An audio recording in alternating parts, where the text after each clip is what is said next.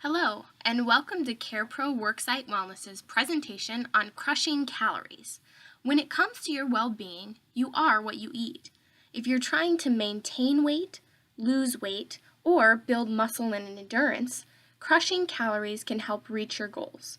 But crushing calories the right way is key.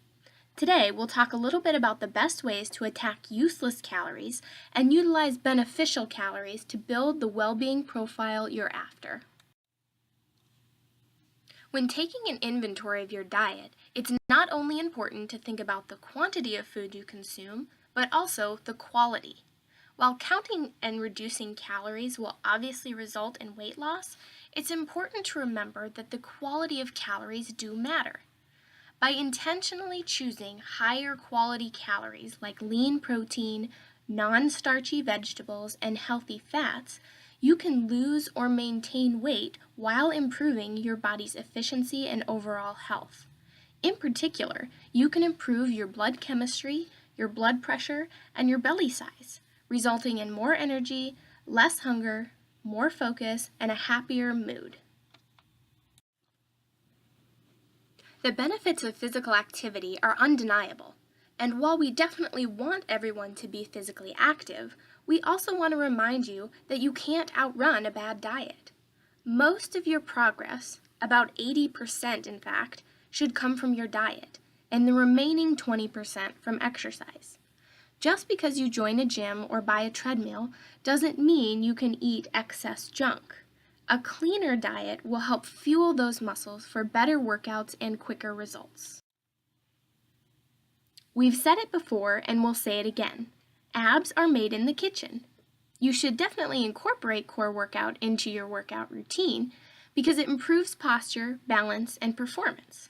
But to get the best results, cut the empty calories and the excess calories to get a flatter midsection faster. The first thing we want you to think about with a healthy diet is crushing the carbs. The best way to cut the excess belly size and bloat is to cut the simple carbs significantly. Consuming an excess of simple carbs, such as bread, pasta, or soda, is the most common source for extra calories. These calories are usually not needed for a healthy, functioning body. When you consume more calories than your body needs, especially with a carbohydrate overload, the pancreas releases insulin, and in turn, those excess calories are processed in the liver into triglycerides, and then stored in the fat cells and used for fuel between meals. So the more excess body fat you have, and the more extra calories you eat, the higher your triglycerides may be. Can you feel high triglycerides? Not really, but you can see them often reflected in a larger waistline. Limit the refined flour and processed foods in your diet by controlling the amount of white foods and high-carb foods such as bread, pasta, rice, baked goods, chips, crackers, pop, and alcohol. Also pay attention to your serving sizes. Cutting your servings in half will get you closer to the recommended portions.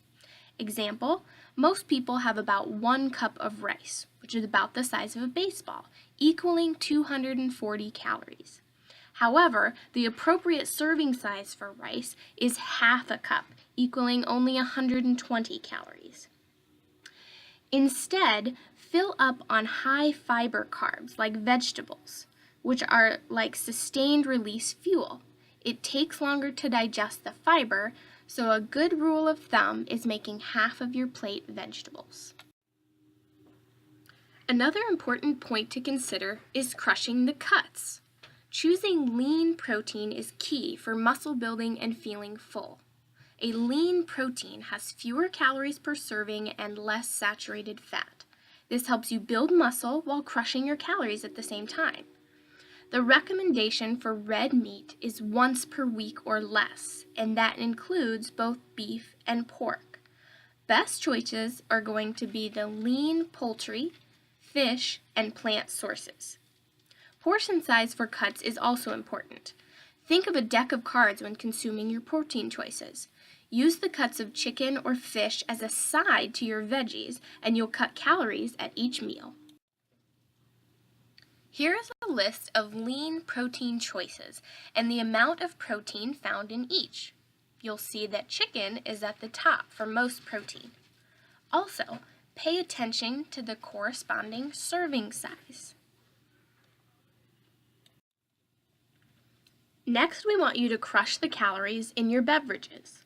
Drinks are one of the fastest ways to add non-beneficial calories, so stick to things like water, black coffee, and unsweetened tea. If those things seem too boring for you, try infusing your water and tea with fruits or herbs for a burst of flavor. Brew your coffee with cinnamon, cocoa, or cayenne pepper in the grounds for a little extra kick.